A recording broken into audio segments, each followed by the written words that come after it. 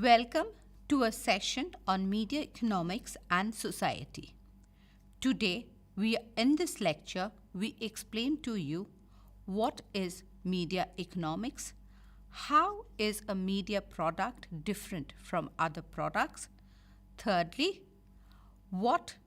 how media economics affects society at large.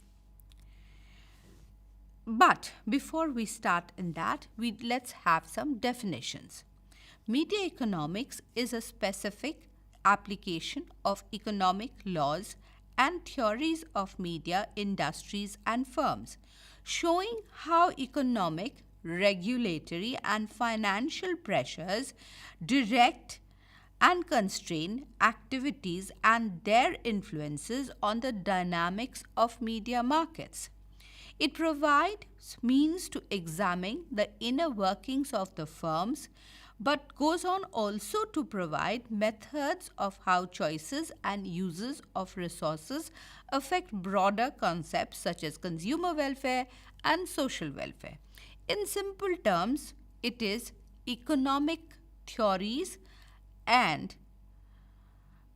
regulations and laws which are applied to the media industry.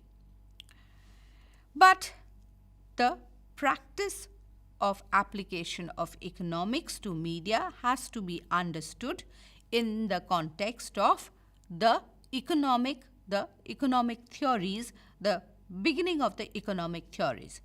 The classical economic theory was developed by Adam Smith when he identified land, labor, and capital as the three most important factors of production and a key contributor to a nation's wealth. The initial economists focused on the interplay of economic forces, the operation of markets, and the cost of production. They termed it as political economy. During the latter half of the 19th century, however, the economic research moved from a classical approach to that of neoclassical economics. Neoclassical economics differed by its use of both analytical tools and mathematics to examine the market behavior and price determination. Yet another important contribution of neoclassical economics was its refinement of demand theory, since much of classical economics tended to focus on concepts of production and supply. Therefore, the theorists of political economy focused on the concepts of production and supply. The neoclassical theorists focused on the concept of demand theory.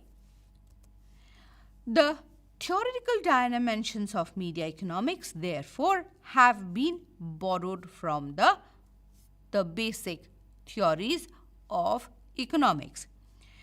Media economics research utilizes a variety of these approaches. The field can be classified into three areas, that is microeconomics, macroeconomic theories, and the theory of political economy. The microeconomic theory focuses much more on the issues which are suited for a specific industry and market conditions. Macroeconomic theories focus on broader areas like capital markets, gross domestic products, policy, and regulatory concerns. Political economy of the media is itself broad and diverse, emerging as response to positive approaches in mainstream economic theory. The mass media became a natural area of inquiry for political economic research, drawing from various areas. For this lecture, however, we are focusing on only microeconomics and macroeconomics. So, before we get into the depth of it, a quick question, a quick quiz. What is media economics? Is it how economic, regulatory, and financial pressures direct and constrain activities in media markets? Does it indicate the price of media goods? Does it tell us how regulatory and financial policies boost media markets? Giving you 1 minute to think on that. Now, the answer obviously is it is the economic, regulatory, and financial pressures that direct and constrain activities in the media market.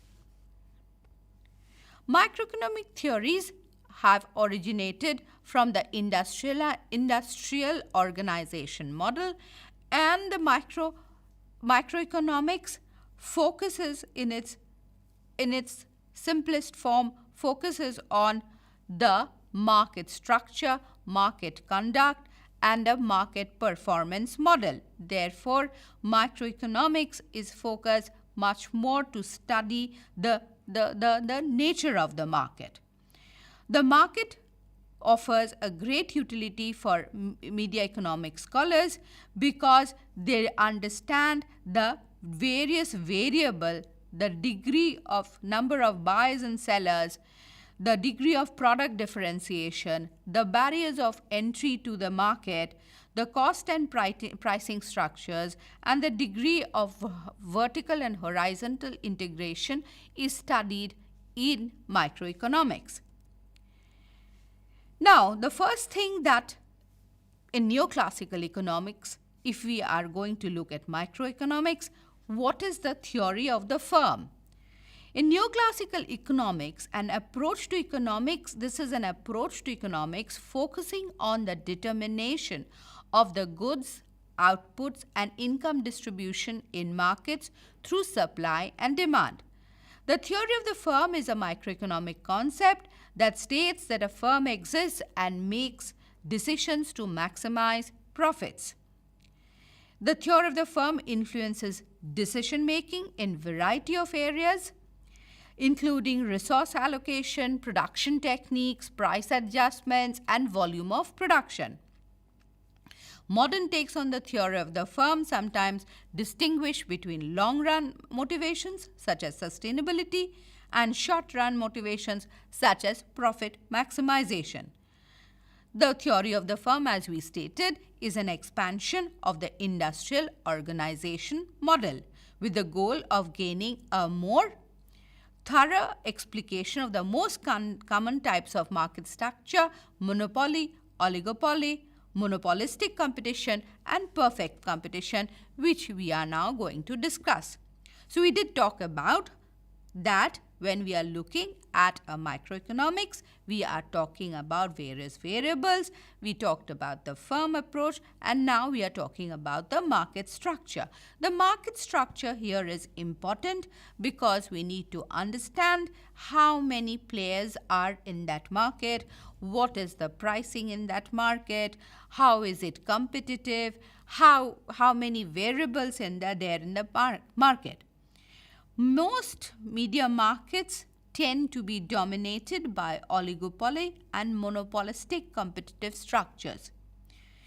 Rarely do we find a perfect competition in the media industries. One exception being the websites, where we'll come to that. I will explain what is a perfect competition. And monopoly tends to be limited to areas like newspapers and cable television. Monopolistic competition is when there is a large number of vendors and purchasers in the market. However, product differentiation in terms of price and quality is there in that market. For instance, television programs on several stations. The product, the goal, and services are all the same. However, the concept's quality differs across the channel. The diversity of web series programs across networks have expanded as a result of globalization. Therefore, Amazon Prime, Netflix, and Z5 are few examples. These are networks and providers of the same type of product and service with price and quality differentiation. Monopoly is where there is a single seller exists, which is very difficult to find in a media market until and unless it is in the local areas where there is perhaps only one newspaper publisher or only one magazine publisher. The monopolist market has the highest barrier to entry because the market is difficult. There might be fierce opposition because of the monopolist.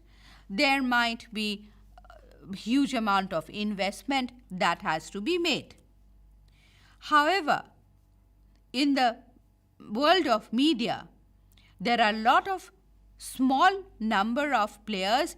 This type of market is called a oligopoly.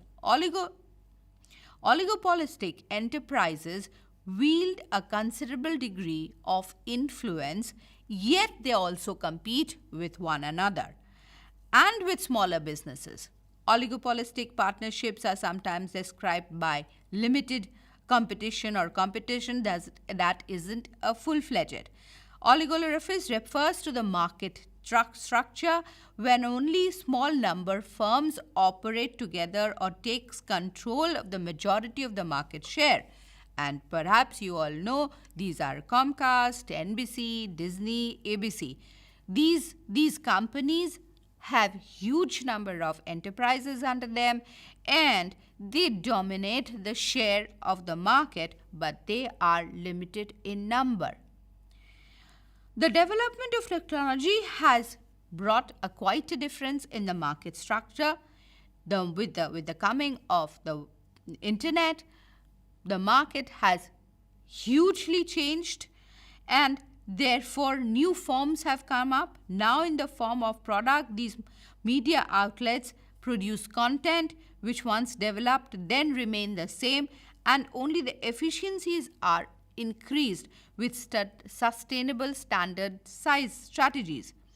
Let's, for example, a TV series once designed then released in the market with uniqueness is implemented in every episode. So, if the TV series is standardized, it is also followed in different markets. However, the content changes from episode to episode. The defining of market structure is becoming further difficult as we come up with new products like podcast or like shorts, reels, etc. For example, the market for radio but cannot be considered simply as a market for broadcast radio, but it will also encompass community radio, it will encompass high definition satellite radio, it will encompass internet radio, podcast, everything. Therefore, in the media sector, it is very difficult to define the market structure. Another concept that we need to familiarize ourselves, which applies to the media market also, is economies of scale in media.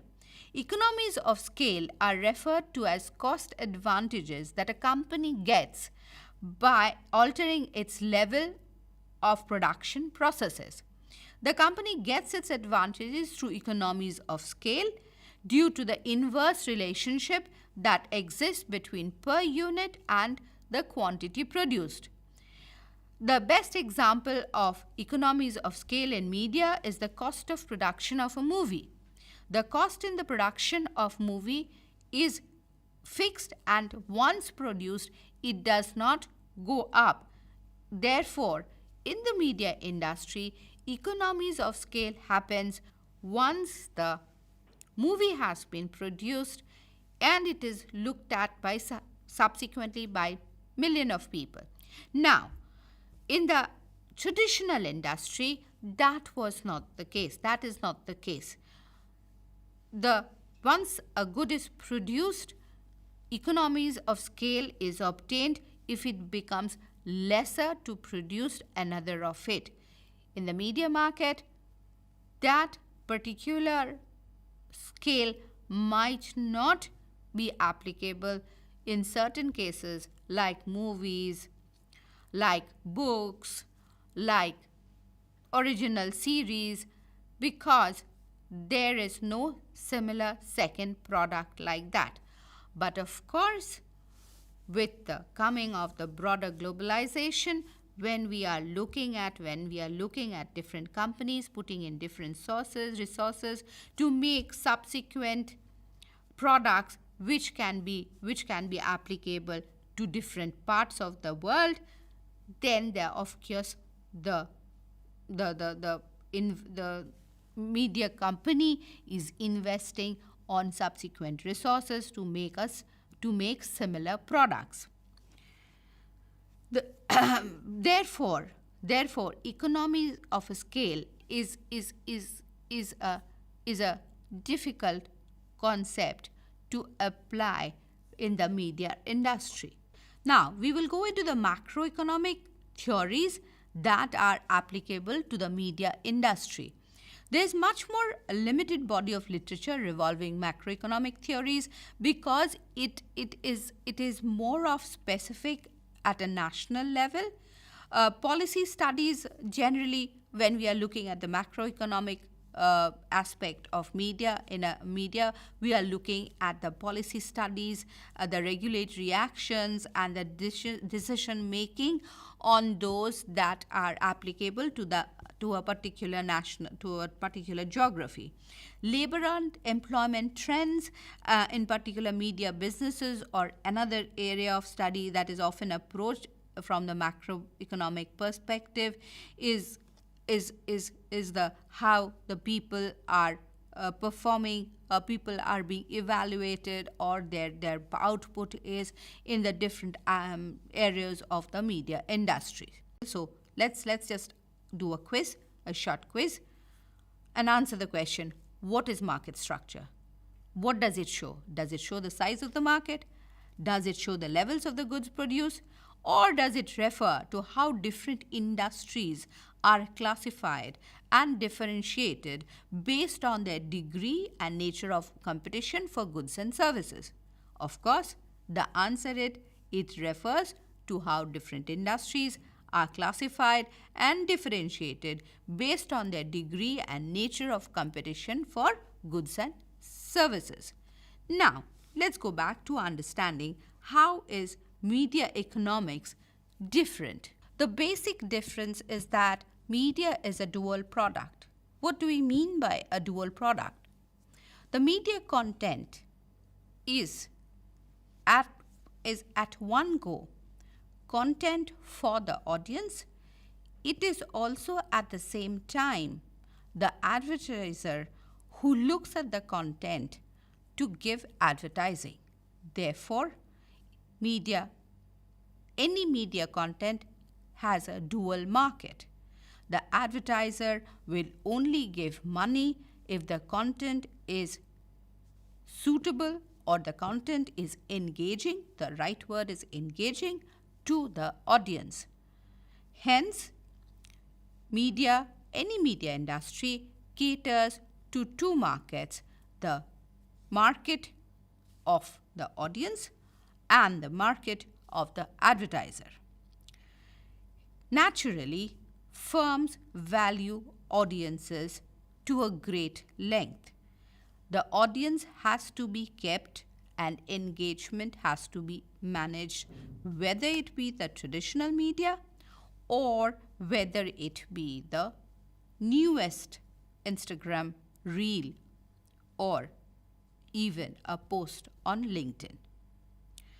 Even non-profit organizations focus on the audience, and therefore, when we look at other products, we see that this consistent engagement is not always there for all products. For example, if you have a bread, you consume a bread and then you forget about the bread. But if there is a movie, you will be consistently discussing it, and therefore the involvement is far more. From here, the conflict also comes that media products are a cultural output, are considered as a cultural output and are considered as a public service output rather than a output of a output which has economic consequences. The output of the media appears to defy the very premise on which economic principles are based: scarcity. It does not matter how many times a film, a song, or a news report is seen or listened to. The goal of economics is to enhance efficiency in resource allocation.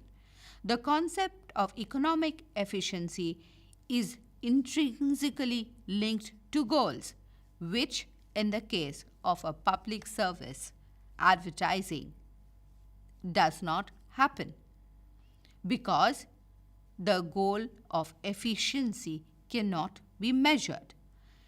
Many media companies like the idea of the traditional idea of that it is a cultural product. On the other hand, there are others who are primarily focused on making profits and satisfying shareholders. So, the motivation for having a media company can differ from one company to another company. Now, what are the economic principles of media markets? Media still differ according to whether they have a fixed or a variable cost structures. Media markets have an increasingly multi-income character because they not only earn from their websites, their newspapers, their televisions. If you talk about Sony, Disney, they are in multiple platforms. Media based on advertising revenue are more vulnerable to unwanted external pressures because the advertiser wants to maintain his stronghold. Different sources of revenue, therefore, require different measures of performance. A media can earn from an event, a media can earn from the subscriptions, a media can earn from the advertising revenue. Now, when the media earns from these different sources when the media has different sources of income, obviously they have to be measured from different parameters. Where there are multiple markets, performance in one market can affect the performance in other markets.